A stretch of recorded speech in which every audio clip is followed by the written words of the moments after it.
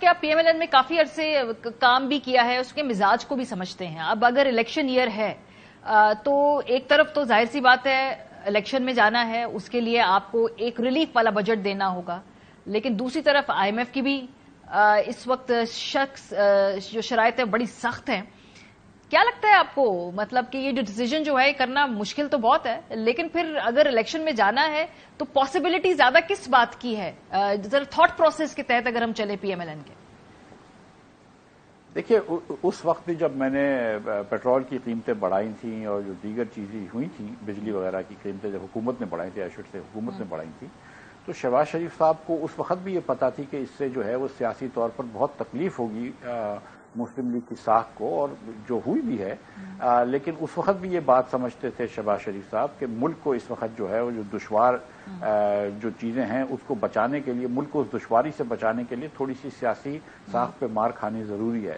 دوسری بات یہ ہے کہ ماریا، جو بھی آپ بجٹ دیتے ہیں جون وغیرہ میں، وہ بجٹ 1 جولائی سے اس کا اطلاق ہوتا ہے، اور آپ 15 تاریخ کو تو آپ جا رہے ہیں اگست کی، تو 45 دن میں آپ کیا مراد دے سکتے ہیں؟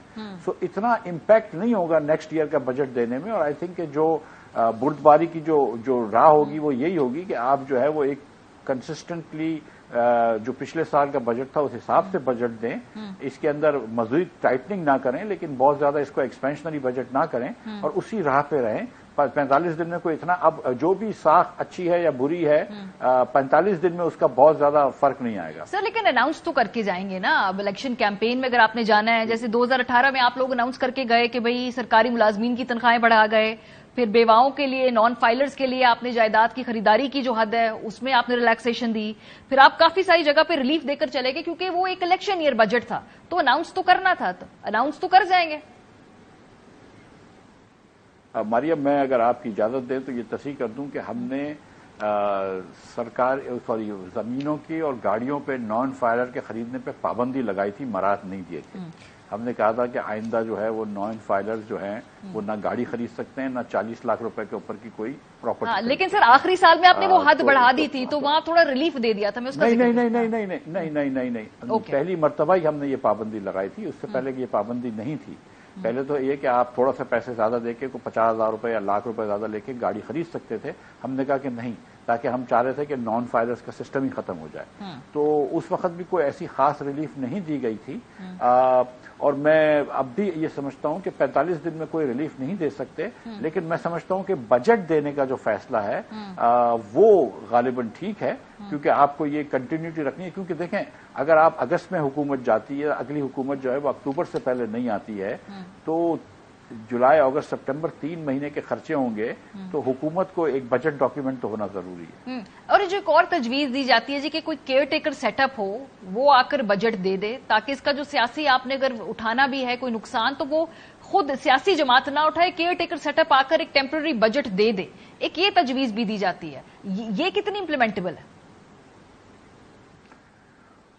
ظاہر ہے کہ 1 جولائی سے پہلے یہ چیز ہونی پڑے گی. تو اس کا مطلب ہے کہ پھر آپ یہ بات کر رہی ہے کہ حکومت جو ہے وہ 1 جولائی سے پہلے چلے جائے، نمبر 1. نمبر 2، ظاہر ہے کہ آپ کیئر ٹیکر کو بھی کچھ وقت دیں گے یہ بجٹ بنانے کا، تو اس کے لیے مطلب شاید 1 مہینہ اور پہلے چلے جائے، تو 1 جون سے پہلے حکومت چلے جائے. اور تیسرا یہ کہ منی بل تو پارلیمنٹ پاس کرتی ہے، تو مجھے اس کا صحیح طریقے سے ابھی لیگل بات یاد نہیں ہے کہ کیئر ٹیکر جو ہے وہ یہ کام کر سکتے ہیں کہ نہیں. میرے خیال سے ایکسپینڈیچرز کر سکتے ہیں، کنٹینیوس بیسس پہ ایکسپینڈیچرز کر سکتے ہیں کہ جتنا کسی ادارے کا بجٹ تھا اس نے بجٹ کو وہ ہر مہینے کے حساب سے آگے لے جا سکتے ہیں، لیکن اس میں رد و بدل نہیں کر سکتے.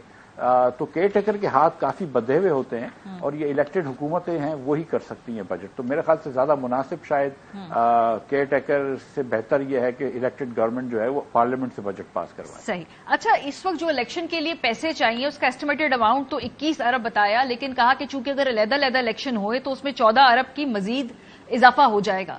الیکشن کروانے کے کیا واقعی پیسے نہیں ہیں؟ کیا پیسے نکالنے کی کہیں سے گنجائش نہیں ہوتی ہے بجٹ کے اندر ایز کمپیئر ٹو جو باقی آپ دیکھیں کہ ڈیولپمنٹ فنڈز بھی جاری ہو رہے ہیں، پھر وہ کوئی کابینہ بھی کوئی 80 لوگوں کی ہے.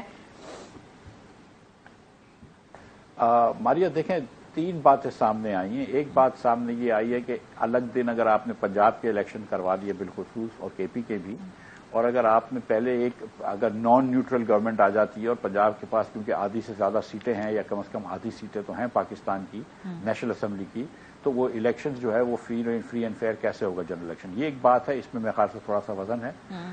دوسری بات یہ ہے کہ ایک مرتبہ آرمی کو ڈپلوائے کرو, پھر اس کو واپس بھیجیں, پھر اس کے بعد واپس ڈپلوائے کریں, جبکہ ٹیررزم پاکستان میں واپس بڑھ رہا ہے, تو یہ بات میں بھی وزن ہے. لیکن جہاں تک پیسے والی بات ہے, اس میں مجھے اتنا وزن نہیں لگتا. حکومت پاکستان 18 ارب روپے تو تقریباً روز کا سود دیتی ہے, تو 20-21 ارب روپیہ یا 35 ارب روپیہ الیکشنز کے دینے کے لیے حکومت پاکستان کے لیے ظاہر ہے بڑی رقم ہے, لیکن حکومت کے لیے اتنی بڑی رقم نہیں ہے 35 ارب روپیہ ہر 5 سال بعد نکالنے کا, الیکشن کرانے کا.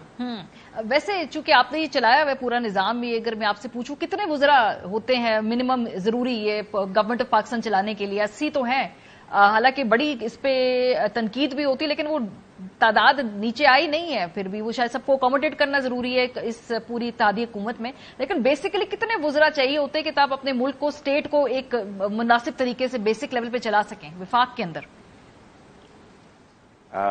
میری 2-3 دن پہلے میرے دوست مصدق ملک سے بات ہو رہی تھی, تو وہ تو بتا رہے تھے کہ ان کو تو تنخواہ بھی اب نہیں ملتی ہے جب سے یہ میرے خیال سے فلڈز آئے وغیرہ, تو یہ وزراء جو ہیں ان کو تنخواہ نہیں ملتی ہے. میں سمجھتا ہوں کہ 80 لوگوں کی کابینہ بہرحال تھوڑی بڑی ہے, اور مطلب آئی تھنک کہ پاکستان میں آپ دیکھیں کہ جو میاں نواز شریف کی حکومت سے 13 سے 17 تھی, اس میں کابینہ چھوٹی تھی, پھر شاہد عباسی صاحب نے بنائی تو کابینہ بڑی ہوئی, اس پہ کافی تنقید ہوئی.